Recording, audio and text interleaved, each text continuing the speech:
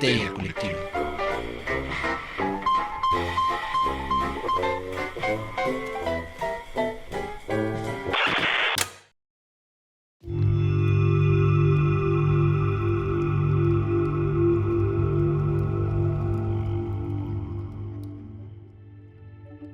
Baila, doctor.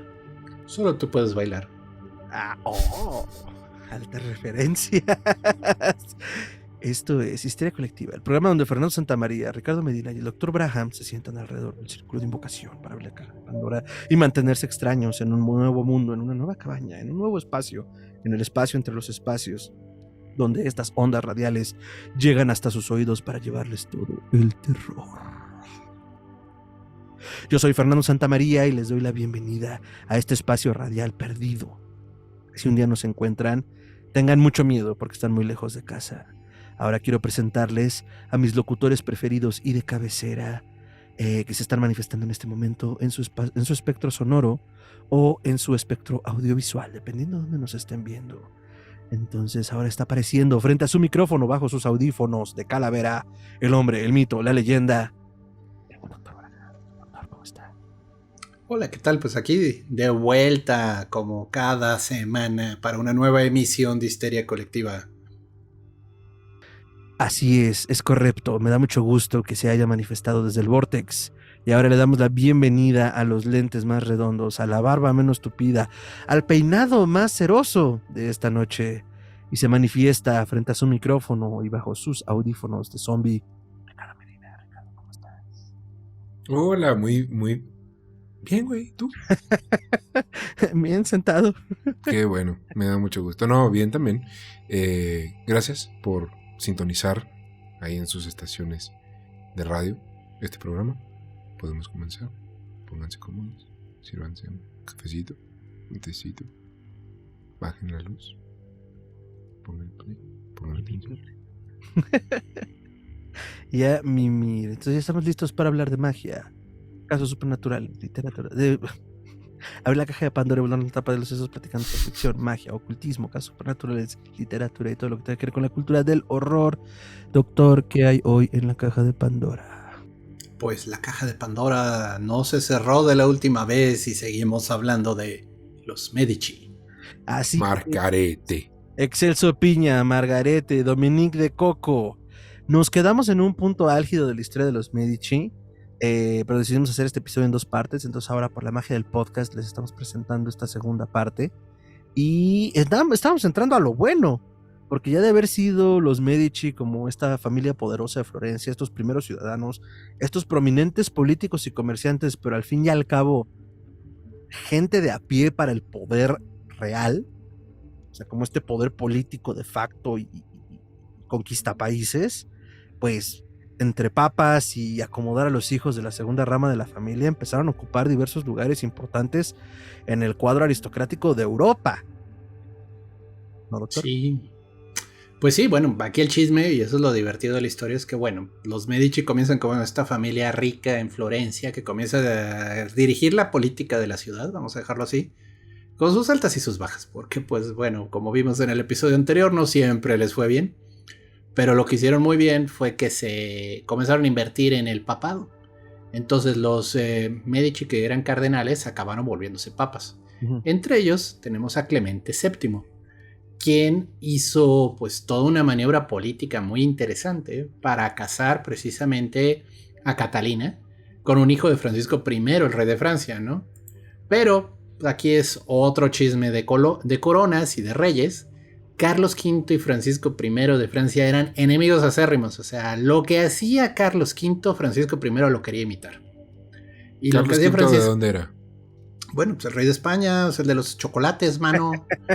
O sea, digo, no era Carlos V de España, era creo que Carlos II de España, pero era Carlos V de Alemania. El emperador de América, el emperador de, bueno, casi emperador de Europa. El punto está que pues tenían una rivalidad.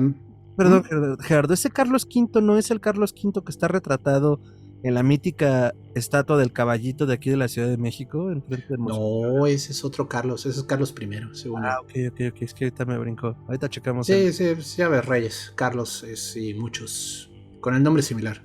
Casi no se notaba que se casaban entre primos, ¿verdad? Pero bueno. ¿Le está haciendo eso? No, ¿verdad? Pero bueno, Francisco era un patrón de las artes y la verdad era el más hardcore fan de lo italiano. Francisco I fue un rey de Francia que promovió precisamente el desarrollo cultural de su país de una manera excepcional. Entre pues, las figuras que se logró jalar allá a Francia fue a Leonardo da Vinci. Leonardo murió allá y el rey lo quería muchísimo. O sea, donde Leonardo no sufrió más que desaires en Italia con las familias nobles, Francisco I literal, o sea, le ponía lo que quería. O sea, era como su mascota favorita, ¿no? Y pues ahí pasó sus últimos años el señor da Vinci. Entonces, Francisco pues amaba todo lo que había sido el Renacimiento italiano, entonces lo quería imitar en Francia. Y cuando Clemente VII le dice, oye, pues aquí tengo a una hija de un hermano, de un pariente, de un primo que se apellida Medici también y es Catalina, dijo, pues seguro, afiancemos la alianza matrimonial entre el reino de Francia y el reino de... ¿De dónde dices que son? No, bueno, el punto está que se juntaron. Los Medici tenían un harto de dinero, o sea, la verdad, y el papa era Medici, o sea, que no le venía mal al rey y no lo casó con su hijo mayor, o sea, no iba a ser el heredero, por así decirlo, y claro, eso luego será importante. Y entonces, esta es una herramienta que nos servirá más tarde. Sí, exacto, esta es una pista para más adelante. Pero bueno, el punto está de que hacen la alianza matrimonial y el que se encabrita es el rey de España, Carlos V. Porque obviamente vio un aumento de poder por parte del papado y un aumento de poder por parte de Francia. O sea, dijo, un momento. Y bueno, eso pues fue suficiente excusa para Carlos V para invadir Italia y comenzar a armar desmadre con sus tropas a todo lo largo y ancho de la península. Y pues invade Italia en 1527. Y pues obviamente a la menor provocación, la gente que ya odiaba a los Medici en Florencia se encargó de terminar de correrlos de Florencia, porque pues con el apoyo de España dijeron a huevo. Y entonces los republicanos hicieron de la ciudad, que no les duró mucho el gusto. O sea, al final de cuentas fue una de esas revueltas que sí queman y corre gente y demás, pero pues al final, en cuanto se fueron los españoles, el asunto se zanjó, ¿no? Pero bueno. ¿Y por qué ya odiaban a los Medicis? ¿Y por qué ya odiaban a los Medicis? Es que es esa relación amor-odio, o sea, eran una familia ya de rancia abolengos. Estamos hablando que llevan casi 4 generaciones gobernando la ciudad monetariamente, económicamente. Ya eran de estas gentes tan influyentes, tan poderosas que pues, lo que hacían pasaba, ¿no? Entonces, sí, probablemente los florentinos querían a los Medici, en el sentido de que habían hecho la ciudad lo que era, ¿no? Pero también los odiaban porque los tipos hacían y deshacían en la ciudad. Y pues el punto está que cuando llegaron, siempre van a tener detractores. Y cuando llegaron los españoles dijeron a huevo y pues órale, a correr a los Medici, ¿no? Fuera de la ciudad. Que de nuevo, no duró mucho el chiste. O sea, al final fue un berrinchito ahí de la gente. Y pues de ahí la ciudad, la toman los republicanos en 1527 y en 1532 recuperan de vuelta la ciudad y queda a cargo Alejandro Medici, ¿no? Un bastardo al cual se le llamó el Moro, porque era muy moreno de tez. Y aquí ya dejó de ser una oligarquía, un gobierno de pares, y el Papa le dio el título de Duque de Florencia. O sea, les fue peor a los republicanos si se hubieran quedado con el gobierno autocrático de gente en el poder, pues así como que con una cámara y erigiéndose ahí de vez en cuando cada uno, ¿no? Pero pues no, pues cuando ya el papado recupera Florencia, porque obviamente fue el papa el que ayudó al Moro a conseguir de vuelta la ciudad, pues se consiguió que le pusieran el título nobiliario de Duque de Florencia. Y ya desde entonces gobernó Florencia una casa noble, vamos a decirlo así. O sea, ya se quedaron sin esa libertad de elegir según esto a sus gobernantes, ¿no? Que de nuevo, no eran elecciones populares, ¿eh? Esto era un voto de la gente influyente que gobernaba el concilio. Pero pues sí, era algo cercano a una democracia. O sea, al menos era más demócrata que tener un noble gobernándote y diciéndote qué hacer, ¿no? Y bueno, entonces, Catalina es todo un personaje. O sea, la verdad, dan ganas hasta de hacer un programa de ella nada más. Ya medio la comentamos por allá en alguno de los episodios. Ella, pues, se va a vivir a Francia.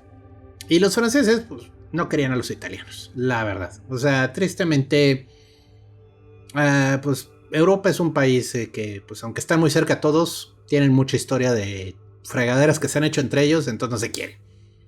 Entonces puedes estar a 10 kilómetros de la frontera con otro reino país y pues odias a los que viven allí a tiro de piedra, ¿no? Bueno, pues como todo Europa. México con los chilangos, güey. Prácticamente, pues digo, no puede llegar un oaxaqueño a la Ciudad de México sin que lo traten mal, ¿no? Exacto. Pero aquí era todavía más encarnizado, o sea, entonces todos los nobles de Francia pues le levantan la nariz y le hacen pucheritos a la pobre Catalina, quien pues se dedica a sufrir desaires en la corte, o sea, no la trataban bien. Su marido, pues vaya, era un matrimonio por conveniencia, la verdad, pero pues así eran en las casas nobles, o sea. Pero el marido ya tenía un amante, o sea, él realmente amaba en teoría a esta otra mujer, se me fue ahorita su nombre, que era una cortesana que estaba ahí en la corte de su padre. Entonces, pues desde el inicio Catalina fue la esposa obligada, pero pues la cornuda, ¿no? Así, desde el primer día sabía que su marido prefería la de allá. Y pues a sufrir desaires y a sufrir desaires y a sufrir desaires. Pero es muy interesante porque a Catalina pues le comienzan a aventar esta fama de bruja, porque bueno, también viene de un país lejano, tiene costumbres raras y pues le comienzan a achacar que se sabe las artes oscuras. Nota Ahora, rápida. Catalina fue muy asistida por un astrólogo. Perdón, la amante del rey era Diana de Poitiers. Diana de Poitiers. Dato. Y el punto está que ella se asesoró de un astrólogo muy famoso que se llamaba Nostradamus. ¿Nostradamus? ¿A dónde Pues, Nostradamus? no sé, por ahí anda. Nostradamus.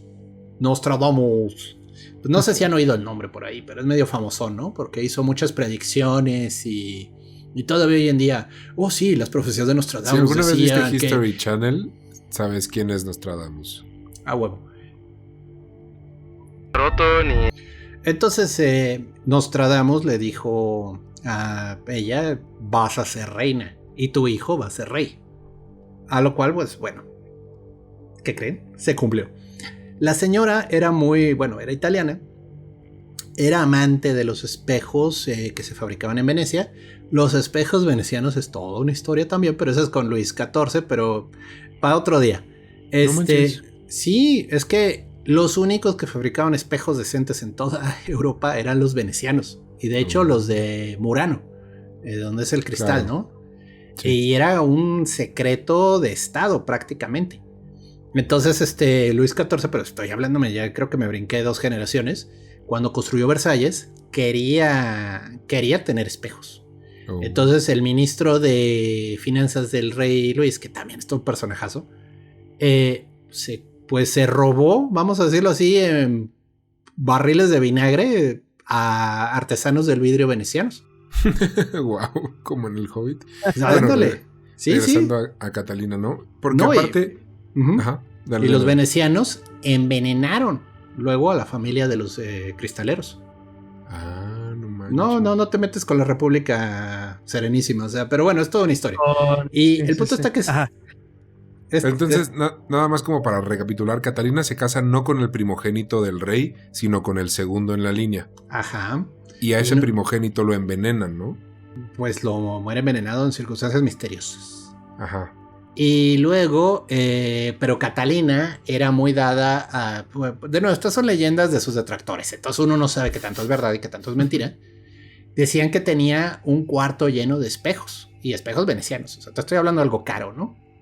Y decían que bailaba en el cuarto de espejos y se admiraba de su belleza en medio del cuarto. ¿Les suena un cuento de hadas, quizás eso? Claro. ¿Alicia? No, güey. ¿Dónde hay espejos en un cuento de hadas? Espejito, que Blancanieves. Ah, también en Alicia a través del espejo. Ay, sí, claro. Lo que usted diga, señor. Entonces, No, pero bueno. A ver, un apunte sobre todo. No solo le dice Nostradamus, porque además esto es importante para cómo evoluciona para Catalina la historia. No su hijo, sus hijos. Y tiene un chingo. 1, 2, 3, 4, 5, 6, 7, 8, 9, 10. Pero al principio no podía, ¿no? Que eso era todo un tema. Pero es que le ayuda a Nostradamus. Es un gran chisme, doctor, por favor. Va, cuéntalo. No, tú te lo sabes mejor. Yo voy a omitir detalles. Tú lo cuentas sabroso. Bueno, todavía sobrevive un talismán mágico de Venus que era de Catalina de Medici y que le hizo a Nostradamus. Wow, ¿cuánto cuesta eso, güey? Pues la imitación te debe costar 10 centavos, pero el punto está que el original sí pues, es de museo, mano. Entonces, pues bueno, ya sabes, es un talismán, está muy bonito, lo subimos en las notas del programa, tiene la imagen de Venus y tiene nombres de varios demonios. Ay, no. Y entonces dicen que eso fue como la pastillita azul mágica, Viagra esotérico. Y entonces Catalina le hizo hola. Y el otro así como ¡toing! Y nomás pues, y llegó un hijo, y llegaron 2, y llegaron 3, y llegaron 4, y llegaron 5. Su esposo era Tom y Jerry, digo Tom, o bueno, Jerry. Pues más como Roger Rabbit, yo creo, pero el punto es, pues sí, tuvo 10 hijos. Y pues vaya, no era por falta de ganas, era por falta de talismán venusino mágico para la fertilidad. Marca. Los hijos fueron Francisco II de Francia, Isabel, reina de España, Claudia, duquesa de Lorena, Luis, duque de Orleans, Carlos IX de Francia, Enrique III de Francia, Margarita, reina de Francia, Francisco, duque de Anjou, y Victoria y Juana, hijas de Francia, ¿no? Entonces, 8 son sus hijos, y todos tuvieron un trono en algún momento. ¿Son sus hijos? La pobre Margarita es la de la matanza de los hugonotes, es toda una tragedia. Y Isabel, pues es Isabel, la católica, reina de Francia. Me equivoco, estoy de hecho que viene el dato. No seas mamón.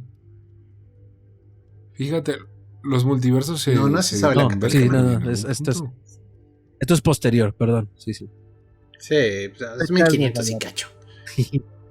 Pero bueno, el punto está que, pues si se gana una fama de bruja, que no puede con ella, ¿no? Y pues las cosas suceden, cosas pasan, y se muere el hermano mayor, en circunstancias misteriosas. Que de hecho, algo que acusaban mucho a los italianos era que envenenaban gente. Lo llamaban el vicio de los italianos. Por eso, por ahí tenemos un programita de los venenos, está muy divertido, dense una vueltita. No hablamos de este precisamente, pero sí era algo que acusaban a los italianos constantemente de envenenar a sus rivales. Entonces muere el hermano mayor. Sí. Y entonces el esposo de Catalina pues se vuelve el rey de facto, ¿no? Y ya en el poder la señora se encargó de mandar a la pobrecita duquesa de Poitiers al baile, pero en Timbuktu la mandó a bailar, o sea, y pues se quedó sola. Y luego el marido murió, creo que él murió en una justa. El ¿no? marido es. Sí, en una profecía de Nostradamus. De caballo. Ajá. También Nostradamus se lo había profetizado. Obviamente el señor no quiso creer. Y pues en una justa pues sufrió un accidente letal. No sé si es con él, pero me parece que es con él. Que le dieron tal tremendo guamazo en el cráneo que se le reventó el le cráneo. Entró la pica por pero la lanza por el casco y le perforó el cráneo. Sí. Entonces pues yo tengo una pregunta, güey, que seguramente nadie se pregunta. ¿Qué le hicieron al pobre cabrón que al rey de Francia le hizo eso, güey? Técnicamente no tendría que tenerlos, pero te acabas de fulminar y de funar al rey de Francia. Entonces, digo, es un deporte, o sea, es como, pues oye, pues, estás de mal en una justa deportiva y le revientas la rodilla a Ronaldinho y de ahora en adelante no va a poder jugar. Híjole, pues sí te van a ver feo. No, ¿no? pues, Así como... Es como si hubieras tronado a Messi antes del Mundial. Todo Argentina te está sea... buscando y tiene tu dirección. Sí, exacto. No se te ocurrir Argentina, o sea, pero el puto es... Sí, o sea, seguro el señor se fue a su castillo y se dedicó a vivir en el castillo, ¿no? O sea, y seguro no le invitaban. Hasta que le tuvo que abrir al Uber Eats y bueno, todos sabemos cómo acabó eso.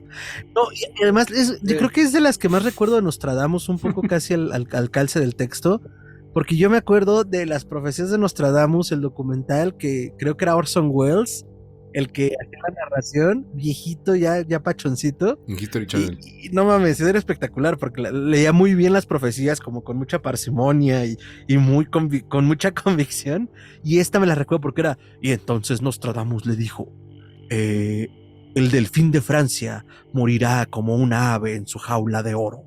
y entonces podemos entender que la habla de oro era la armadura. La dramatización del cruce de lanzas era muy bueno, porque tú estás en la toma del güey tirado con la pinche lanza en la cara y lleno de sangre y yo, Merol, a los 4 años, esas son los... Oye, me reviviste porque luego lo retransmitieron. Pasaron, ¿cómo se dice? Lo retransmitieron, gracias, en History Channel. Y el comercial, güey, lo tengo grabado así en mi mente de Profecías de Nostradamus. Hoy a las 9. Sí, pues sí. Y entonces la reina se volvió la reina de Francia. O sea, vaya, ya era la reina, pero tenía al rey al lado, ¿no? Y ahora se volvió la reina regente. Entonces, sí, literal, hizo y deshizo. Los franceses no la quieren mucho en la historia, hay que añadir, porque la señora sí fue medio... Ah, sí, ¿verdad? Digamos que tenía una larga lista de gente que le debía cosas y se las comenzó a cobrar, o sea, bien feo. Tenía 15 años, entonces no gobernaba él, por supuesto. Sí. No, Francisco. Sí. ¿Cómo se era? Francisco ¿León? II. No. Subió a los 15 años y Francisco, falleció de 16. Duró un año su reinado, si no me equivoco. Sí. Sí. No Macayu. Sí. Oh, sí. Pero ella siguió, ¿no? O sea, el que agarrara el trono, ella seguía. Todos sabían quién mandaba, güey. Era como Tony Soprano, güey. No era el capo en título, sí, pero todos sabían quién reinaba. Y fue muy importante, vaya, en la historia de Europa. O sea, considerando de dónde venía, que en teoría no era una familia noble, sino eran banqueros. Entonces, pues es interesante. Logró llegar alto, logró llegar lejos. Todo gracias al apoyo del papado. Y bueno, ella es... Pues hay otra que también, de un segundo, en lo que revisó las notas. Sí, ahora, Clemente VII, ¿no?, murió en 1534, hay que añadir, o sea, vaya, el señor no fue papa por toda la eternidad. Y después del Moro, que fue el que tomó el control como duque de Florencia en 1532, entró otro Cosimo, porque ha habido como 3, en 1537... Y se entra como duque de Florencia y conquista la ciudad de Siena y lo convierte en el gran ducado de la Toscana. Y este señor sí fue longevo, logró mantener poder por más de 37 Florencia años. Era su capital. Y fue pues ahora sí que un gran mecenas de las artes y regresó a mucho nivel la cultura y la tradición del arte en Florencia. Vaya, recuperó la costumbre de ser mecenas. Y de hecho es interesante porque... fue de los patronos de una artista muy famosa que se llamó Artemisia Gentileschi, quien fue la primera mujer pintora. Digo, qué horrible suena eso, pero fue la primera pintora reconocida como pintora, como maestra, que entró a la Academia de Arte de Florencia. Sí, a todo. Entonces... Aquí... Perdón, nada más como para ubicarme en el tiempo porque me perdí. Aquí ya había pasado lo de la quema del arte. Que fue en el periodo de Lorenzo, después del atentado. Savonarola aprovecha un poco todo esto de Florencia vive, recordando un poco, Florencia vive en pecado y todo el mundo se lo compra. Hasta por poquito se lo compra Lorenzo, pero bueno, le logró hacer contrapeso y es cuando se hace la hoguera. Y sí, ya habrán pasado más o menos sus 100 añitos. Porque además, Cosimo II, era un gran general. O sea, libró grandes batallas y se le reconoció como un poderoso líder. Al grado de que en el Salón de los 500, que mencionábamos también en el programa anterior, que es este espacio donde se reunían los 500 nobles para poder decidir el destino de la ciudad y las leyes. Nobles. Arriba hay un techo espectacular que muchos lo recordarán si vieron la película de Inferno basada en el horrible libro de Dan Brown, que nota al pie. Es que se iba. Es el libro mejor logrado. Es horrible. Ya la había embarrado muchas veces y bueno, ese es un tema aparte. Pero él lo menciona y la película sale y pues es un techo precioso, además de que el sistema del techo está muy cabrón. Y al centro, el fresco que se rompe en la película y en el libro, es un fresco, es un óleo de Cosme II, el gran duque de la Toscana. Sí, bueno, quisiera nada más hacer un pequeño paréntesis. Artemisia es una gran pintora. Vamos a subir al menos, yo creo, la pintura de Judith y Holofernes, que es impresionante. O sea, vaya, y ese tema de Judith decapitando a Holofernes es un tema que les gustaba mucho a los pintores. Tenemos Caravaggio, que lo hizo, pero, híjole, el cuadro de Gentileschi tiene una fuerza que no le ves a Caravaggio. O sea, ahí sí entiendes, o sea, ella sí estaba proyectando algo fuerte en su arte ahí. Y bueno, es toda una historia. Los pintores de esa época también vivieron vidas duras. Entonces, la otra princesa Medici, Fer. La otra princesa Medici. María. ¿María? La de Francia. María de Medici. También fue reina de... Sí. Me la aviento yo si quiero. Bueno. Vale. No es cierto, es broma. Bueno, yo, o sea, tengo el contexto general, güey. Ahí me detienen con los detalles. Pero entiendo que viene de la otra línea de los Medici, güey. O sea, ella es... O sea, no es descendiente directa de Catalina, sino que viene de una línea, digamos, alterna. Bueno, para este punto ya son como 6 o 7 pinches líneas diferentes. Entonces, pues mira. Así son en Europa. Así son, Joaquín. Y ella tiene una historia muy similar, ¿no? Por lo que entiendo también estaba apadrinada, estaba casada con el segundo en la línea, si no me equivoco. Y pasa algo, o sea, tiene como una historia bien similar. Y al final acaba siendo ella también la reina de Francia, pero ella no tenía el tema, o sea, su tema no era que su esposo tuviera como a otra, sino que simplemente el güey era muy... O sea, como que no le gustaba, no la quería. Y le decían que era muy... O sea, que era poco agraciada para los estándares franceses de la época. Los que sean que hayan sido, ¿verdad? Yo tampoco soy quien para saber eso. Pero, o sea, como no les parecía atractiva ni alguien digna de estar en su posición, pues también se ganó un chingo de enemigos, güey. Entonces, y el esposo le encantaba ir porque era en las épocas de las guerras religiosas en Francia. Entonces el marido estaba como que, ay, es que sí soy rey y quiero ser como glorioso y quiero la guerra y el combate, pero también mi esposa está aquí. Entonces como que ella vivió toda esta época rara en la que pues si nos peleamos o no nos peleamos, y si nos peleamos nos pueden matar. Y ella tenía su pequeña corte de italianos también, o sea, ella se logró traer gente de... No sé si era de Florencia tal cual, pero sé que eran italianos. Ya que lo mencionaste, yo juraba que eso le había pasado a Catalina, ¿no? No, es que se confunden. Y yo por eso decía, Luis XIV está muy cerca. No, María es la madre de Luis XIII. Ajá. Por eso. Pero ella es de 1615, o sea, sí. Wikipedia, no nos falles. Pero el punto está que sí, o sea, vaya, ya cuando Cosme estuvo bien establecido en el ducado de Florencia, vaya, cuando ya era el ducado de Toscana, precisamente... Luego vuelven a tener relaciones con la Casa Real de Francia, ya había un contacto ahí. Y pues se casa precisamente, como bien dices, con el rey de Francia. Sí, literalmente les mandan a la sobrina, güey, así como de, pues tengan esta, ¿no? Esta también se llama Medici, como dijiste, ¿no? Ajá, exacto. Chale, qué feo. Sí, gacho. Pues sí, porque pues en muchos sentidos fue un interés de dinero. O sea, se dice que le decían la gran banquera, la llamaban. Porque los Medici prometieron una dota de 600,000 escudos de oro. O sea, no cualquier Florines, cosita. ¿no? No, pues escudos, dice Wikipedia. Mi cápsula de Wikipedia. Este es un podcast letrado, investigado, ¿no? Por supuesto. No, pues es que yo traía la información de Catalina. O sea, sí, sabía que había una segunda. Pero ahí sí me falló el ritmo y bueno. Sí, salvada, y lo vieron ustedes primero.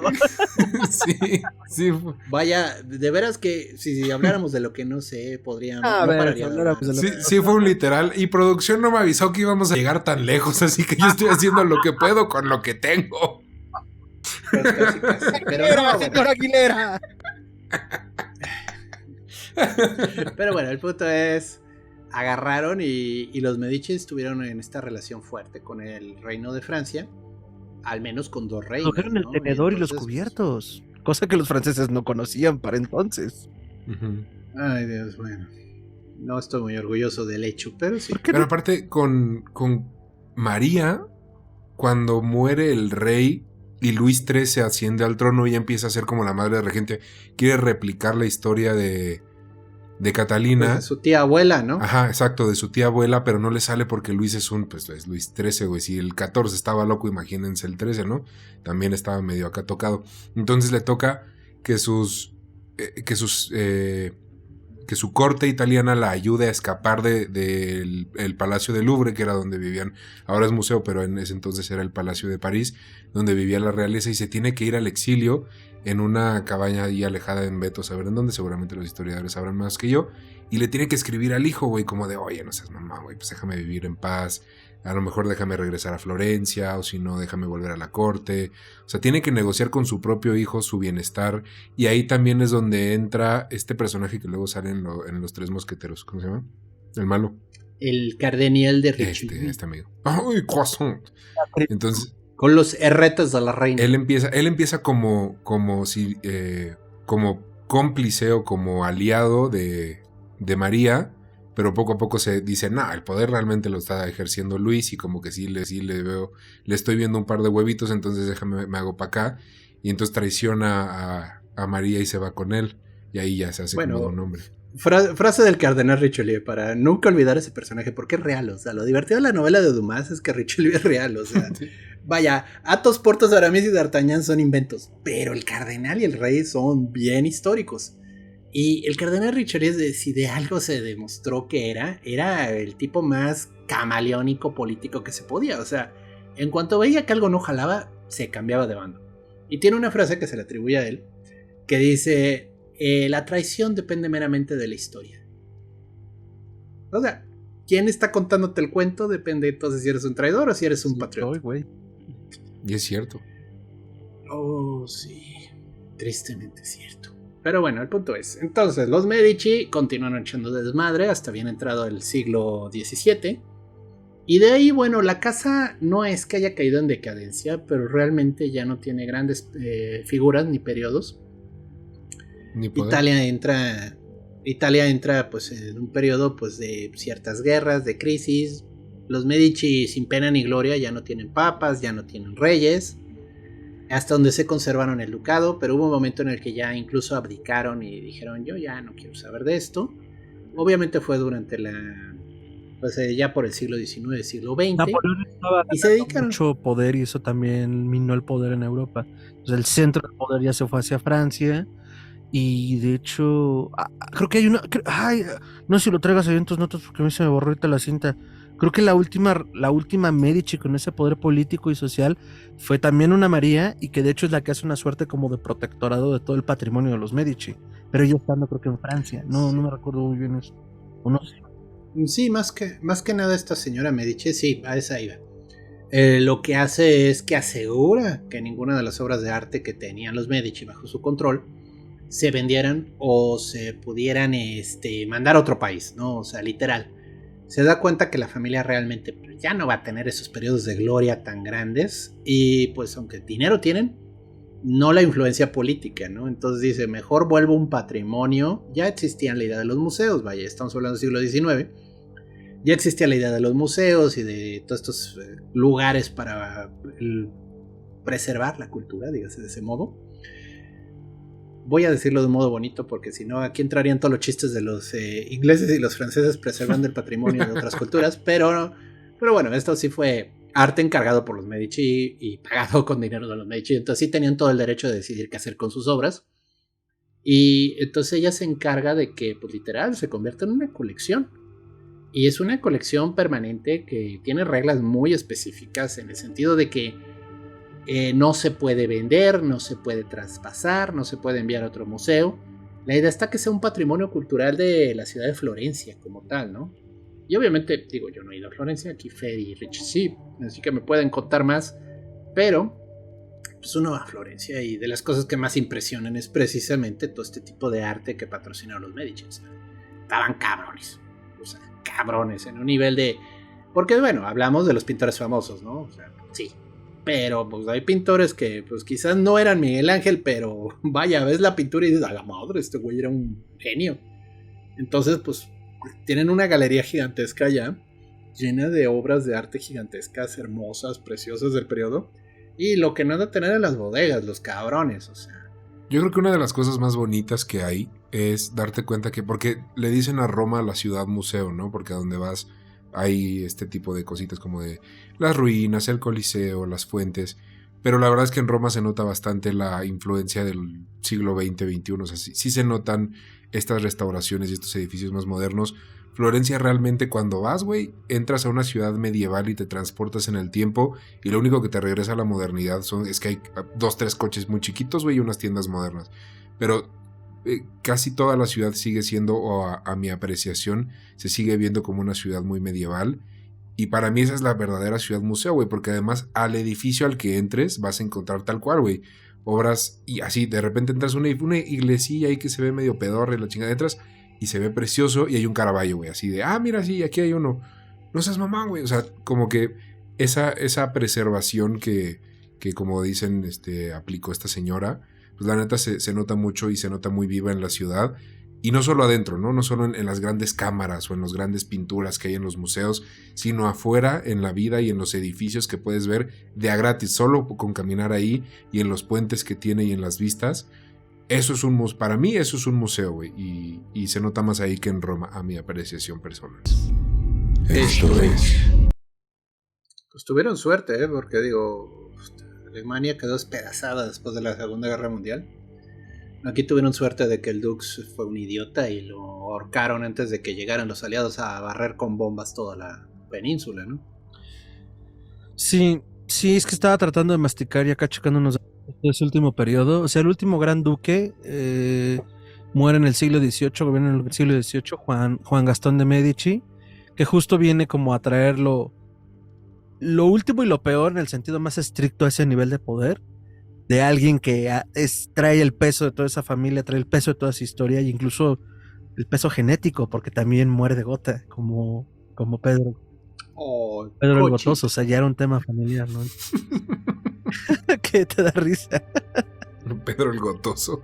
Pedro el Gotero. Así le decía. Sí, pues, entonces Juan Gastón tiene el mismo mal, y luego pues ahí es cuando el ducado se pierde y entran los Habsburgo-Lorena, al ducado de Toscana. Y entonces ahí es donde Ana María Luisa entra y apechuga y hace todo este asunto como protofideicomiso en el cual pues es la última gran mecenas de Florencia. De hecho el fondo, bueno, la imagen que tengo de fondo es la Capilla Medicea, que está en la Basílica de San Lorenzo, y es donde están enterrados la gran mayoría de los Medici, exceptuando los papas y los reyes o reinas. Entonces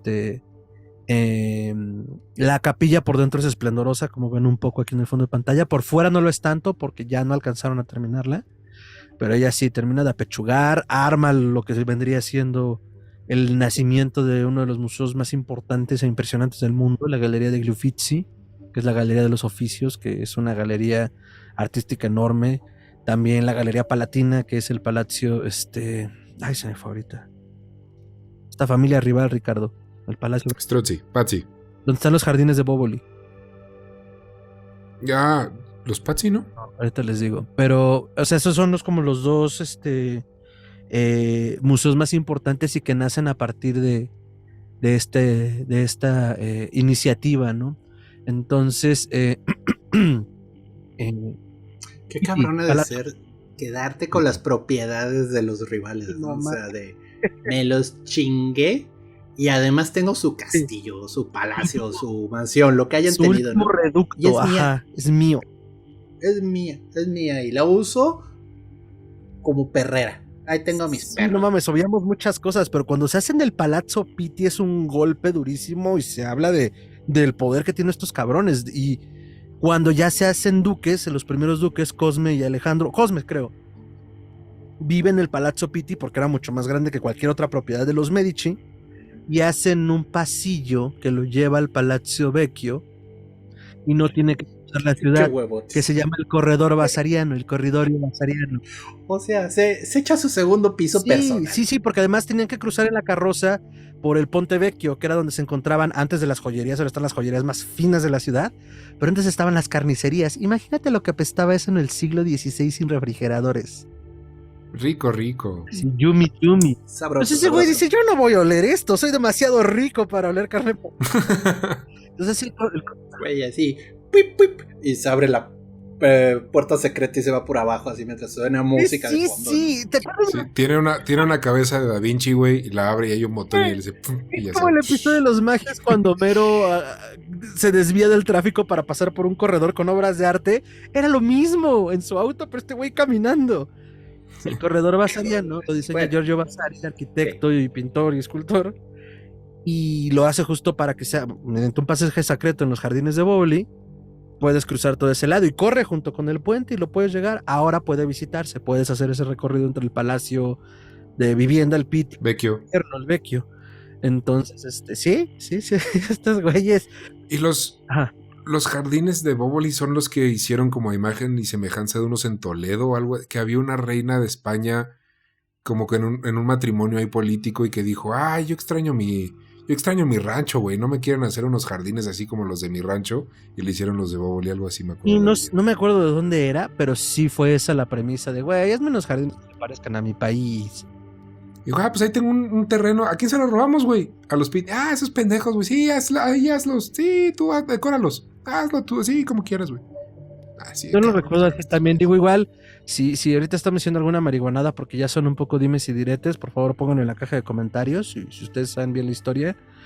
Pero vaya, sí, o sea, volviendo al punto, apoderarte del último reducto, el último bastión de tus enemigos, seguro da un nivel de satisfacción personal a ese nivel brutal. Y los Medici no solo se hicieron de los palacios y esos castillos, se hicieron de países completos, entonces no me lo imagino, no me imagino más. El capitalismo deja. Sí, güey, también tienes que saber qué hacer con él. Digo, ahí está Elon Musk, que no da una, pero pues tiene todo el dinero del mundo. Pues sí. Entonces, bueno, pues debería de construir su palacio. Mira. En Marte y que se vaya solo ya. Tranquilos. Con un corredor vasariano entre la Tierra y Marte. Le mando una invitación al Doctor Manhattan con un piolín azul. Hola, te invito a mi fiesta. Es en Marte, no faltes. Sí. Alguien mándele esa carta ya para que se largue. Ahora, un poco como epílogo, como corolario. El último heredero de los Medici dio una entrevista en 2017. No mames. Se llama Lorenzo de Medici. Qué raro. No mames. Güey, qué peso tener ese nombre. Sí. Y es de lo que habla. Es un peso pertenecer a esta familia. Es un peso cargar el nombre del más grande de todos nosotros. Y es el último de ellos, literalmente. Ni él ni su hermano. O sea, 0 hijos. No tienen hijos. Con ellos se extingue la familia que ha existido 800 años, hermanos. No sé. Hermanas. Oye, ¿y qué es de él? O sea, me imagino que es putrillonario.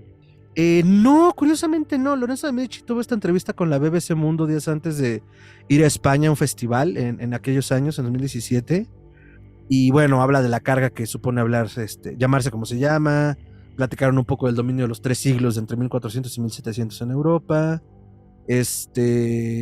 Hablaba un poco como que ellos fundaron una suerte de doctrina marquetera sobre su nombre, su marca, la cosa de los bancos, el proceso de degeneración y de errores que los llevó a perder todo el poder, y que se siente orgulloso de ser un Medici. O sea, la verdad es que sí, pues sí, después de tantos siglos y que sigamos como vivos, pues realmente creo que ninguna familia, él dice eso, y creo que hasta cierto punto tiene razón, que ninguna familia absurdo de esa naturaleza ha conseguido algo así, lo sé.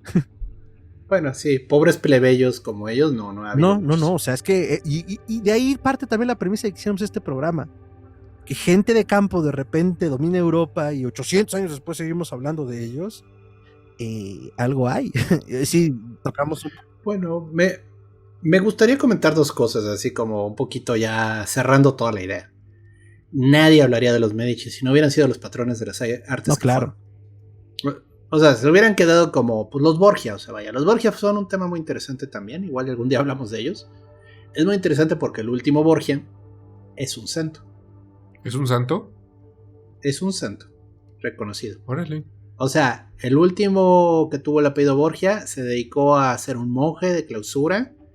Y sí reconocía los pecados y los excesos de su familia. Y pues se dedicó a tratar de vivir en expiación todo el tiempo como para tratar de cubrirlos, ¿no? Pero bueno, de nuevo, cierres de dinastías, ¿no? Pero no, o sea, yo creo que los Medici son lo que son, en muchos sentidos. Uno, Porque, pues independientemente de lo bien o mal que les fue con la banca, definieron la banca. O sea, entre Florencia y Venecia, en muchos sentidos definieron la banca moderna, que luego se trasladó a Holanda y luego a Inglaterra, ¿no? Pero el punto es, las bases del sistema financiero que todavía rige este mundo deriva de ahí. Igual ellos no lo inventaron, o sea, fueron cosas que de prueba y error fueron inventándose, ¿no? Que la tasa de interés y bla, bla, bla. Pero en realidad lo que hicieron a los Medici, lo que fueron, fue su patronazgo del arte. Porque de nuevo, uno camina por Florencia y no puede más que admirarse de lo que hubo, de lo que fue. Y esa ciudad, la verdad, si todas las obras de arte que los Medici patrocinaron, digo, sería bonita, pero no sería lo que es.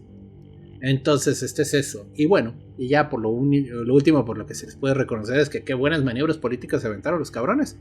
Porque cuando ya se les estaba acabando el pozo en Florencia, se lograron brincar al papado. Y cuando ya estuvieron en el papado lograron recuperar Florencia y todavía proyectar matrimonios hacia Francia. Eso, digo, se requiere una cierta capacidad estratégica que no cualquiera habría hecho, ¿no? Entonces es interesante como dinastía. Y yo creo que el Renacimiento italiano, sin los Medici, no habría sido lo mismo, ¿no? Pues ya que estamos entrando a lo que son los comentarios de cierre, pues sus redes, doctor. ¿Y alguna otra recomendación? Si tiene Bueno. alguna entidad. Bueno, si les interesa más saber la vida de Catalina, hicieron hace poco una serie de televisión que se llama La Reina Serpiente, que es precisamente la vida de Catalina de Medici. Salió, no me acuerdo, creo que en Paramount, en una de esas canales de paga que no son enteramente los más comerciales. Pero se ve interesante la serie, o sea, obviamente pues autobiográfica con detalles, ¿no? O sea, con libertades. ¿Es en la que sale Robb Stark? No sé. Sí, creo que sí. Salió en Lionsgate. Lionsgate, bueno, perdón. No es... pues, ya saben. Ahí está, ¿no? Y sí hay una serie incluso de los Medici. Sí, es en la que sale Robb Stark, esa. Que creo que no duró, o sea, no duró muchas temporadas. Tuvo una o tuvo dos y como que no logró jalar el interés que debían. Eso ya es culpa de los escritores, si me preguntan. Bueno, yo digo, del marketing. Porque la historia está bastante interesante. O sea, bien contada esa historia sí te puede mantener bien entretenido. Porque vaya que tuvieron alzas y bajas bien divertidas. Y pues mis redes me pueden encontrar como Chuntaromelquisedec, que esto es @chuntarome en Twitter. Y en Facebook me pueden encontrar como Gerardo Braham, es una fanpage. Ahí trato de subir las notas del programa, las invitaciones, los programas que vienen. Y pues es una manera de mantenerse en contacto. Excelso Piña, doctor Ricardo. Comentarios de cierre, redes y recomendaciones. Pues si algún día tienen la fortuna de ir a Florencia, hagan un drinking game y váyanse a explorar la ciudad. Y cada vez que vean el sello Medici, que son 3 pelotas en un escudo, tomen un shot. Yo sí, es que me gustaría recomendarlas, pero no sé si manchar mi nombre así. Hay unas novelas que se llaman Los Medici que van a estar en cualquier librería a la que vayan dentro del país México. Esperaría que en Latinoamérica también, que se llama tal cual Los Medici y las escribe Mateo Strúcul. Son 4 volúmenes. El primero habla de Cosimo y su hermano, el segundo habla de Lorenzo, el tercero de María y el tercero de Catalina y el cuarto de María. Y no voy a decir que es un buen escritor, a mí me pareció un escritor muy raro, pero al final lo que hace es noveliza la historia tal cual, y sí se nota que hizo una investigación muy cabrona y que viajó muchísimo y que se documentó mucho para que hiciera interesante lo que cuenta, pero sí se nota también que vio demasiado Game of Thrones y quiere ahí meter cosas que al final no son tan necesarias. Si quieren darse una embarradita y decir, bueno, quiero conocer de estos 4 personajes que son importantes en la historia, pero no quiero leer un libro de historia, quiero que sea novelizado, vayan y cómprenlos, ahí están en cualquier librería. A mí me encuentran como @tiranosauriorix en Twitter e Instagram, y estamos en TikTok como @musicrononautas. Musi como música, crono como cronos, nauta como astronauta. Y pues muchas gracias por habernos escuchado hasta acá. De verdad lo apreciamos. Les mandamos un beso en donde se lo quieran poner. Ay, y te daba miedo recomendar las novelas y ya mandaste un beso sin licencia, mano. Bueno. Un beso en el sicilisco. Algunas anotaciones finales sobre esto. Definitivamente un programa de 2 horas, y eso que ya fue largo, no nos da no nos da ni de cerca para poder explorar todo lo que hicieron o no hicieron y los lugares donde metieron las manos esta dinastía europea y explorar aún más justo como este pequeño guiño, estas cosas que tampoco está muy explorado, ¿no? Pero ¿qué tiene que ver como todo este periodo mágico, oculto, místico y musical que tuvieron en el Renacimiento con su ascenso al poder? Nadie se pone de acuerdo con lo poco que sabemos y no sabemos demasiado. Pero lo que sí sabemos, como decía el buen doctor, era el nivel de influencia que tuvo esta familia y de dónde vinieron y dónde terminaron, pues genuinamente muy pocos. Sí hubo familias de grandes nombres que por periodos de tiempo muy cortos pues gobernaron países, ¿no? Tuvieron un poder político, cultural y económico y bélico enorme. Pero nadie como los Medici. O sea, el hecho de que 800 años después tengan todavía un heredero vivo y que con ellos termina, a mí ya me parece impresionante. Preguntaba a Ricardo que si tenía lana. Nunca es muy claro, porque de hecho solo he encontrado yo esa entrevista y no he sabido más de él, pero él es escritor. De él pueden encontrar varios libros de los Medici. Vive en Suiza, tiene 28 años viviendo allá, su familia escapó de Italia durante el ascenso del fascismo. Él nace en Milán en el 51, entonces bueno, pues ha sido como un poco un Medici errante, pero bueno, el hecho de que haya uno de esos cabrones vivo, a mí me parece impresionante.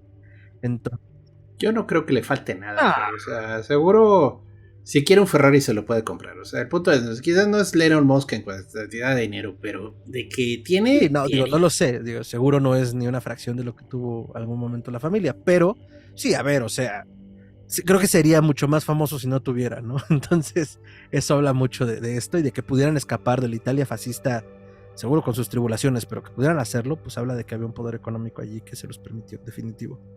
Entonces, la fascinación que puede existir por una ciudad de esta naturaleza, independientemente de Europa y lo que sea, pues sí tiene que ver con cómo fincó el arte y el pensamiento occidental en muchos niveles, ¿no? Porque tuvo muchísimos alcances la búsqueda de desarrollo que tuvo la familia desde el inicio, ¿no? Entonces, si algún día, como bien decía Ricardo, tienen la suerte de deambular por allá, van a ver que es impresionante. O sea, el síndrome de Stendhal existe por una razón. O sea, hay un momento en el cual lo estético es tanto a tu ojo y a tu vista y a tu cerebro que te revienta. Te revienta, es demasiado. Y digo, no conozco demasiadas ciudades en Europa, pero de las que conozco, Florencia está muy por encima y es gracias a estos señores. Pienso que está muy por encima y es gracias a la visión que tuvo esta familia.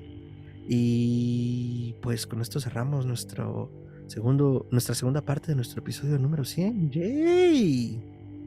100. Muchas cosas van a cambiar, muchas cosas van a pasar. Manténganse extraños para seguir escuchándonos y para saber de qué va a tratar todo esto, porque además, tarde pero sin sueño, cumplimos 3 años. Ya cumplimos 3 años el 28 de febrero, 1 de marzo. Esto está saliendo un poco después, pero aquí andamos. Y no se cumplirían esos 3 años si no habríamos llegado al programa número 100, de no ser por ti, querido podescucha. Entonces, gracias a ustedes podemos llegar hasta acá. Tranquilos que llevamos prisa y vamos a traer cosas diferentes, vamos a traer contenido diferente. Si la magia negra nos funciona, vamos incluso a estarnos presentando en formatos diferentes. Ya hablaremos más de eso después, si lo verán. Espérenos en forma de tazos. ¡Volvieron! ¡En forma de fichas! Entonces, pues nada, creo que no nos queda más que agradecerles a todos ustedes, a los horrorosos creadores de contenido que también nos hemos encontrado en el camino, con quien hemos colaborado, que nos han abierto las puertas. Muchas gracias, porque pues si no, genuinamente creo que no seguiríamos haciendo esto, porque crear contenidos es complicado. Y si no hay una retribución desde la audiencia, y por retribución me refiero a la respuesta de vernos, de querer compartir, de querer formar parte de esto, pues ningún proyecto sobrevive, ¿no? Entonces nosotros vamos por el 3er año y es gracias a ustedes, queridos histéricos. Entonces, pues nada, a mí me pueden encontrar como @mantrasayas con latina y doble al final en Twitter y en Instagram. Y Histeria Colectiva Podcast la encuentran en todas las redes como Histeria Horror y nos pueden escuchar donde sea que escuchen podcast. Y con la novedad también de que ya pueden vernos en video en Spotify para quien desea hacerlo así.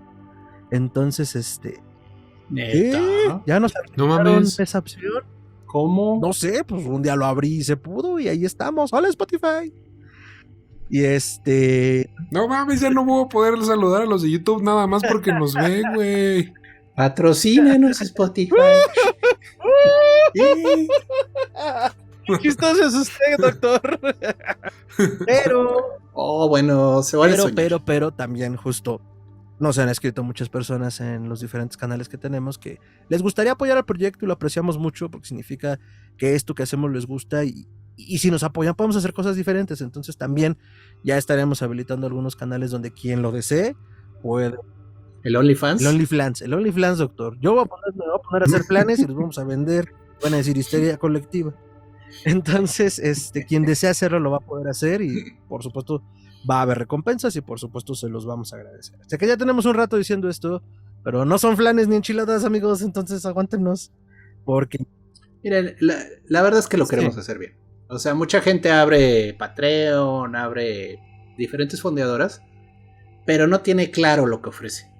Y no queremos hacer eso, o sea, queremos que al menos haya algo, o sea, que sí sientan que, bueno, aparte del apoyo, que le agradeceríamos mucho, realmente haya algo, o sea, que digan, oye, estoy formando parte de algo y además siento una retribución por lo que estoy dando, sean 10, sean 50, sean 100 pesos, pero que valga la pena, porque de otro modo si es así como pues, abusar de ustedes y créanme, eso no lo haríamos. No, jamás. Entonces, pues nada, eso. Cualquier duda, comentario, añadidura lo pueden hacer llegar por nuestros canales usuales de contacto, los comentarios en este video y también en las preguntas que les vamos a estar dejando en los episodios de Spotify.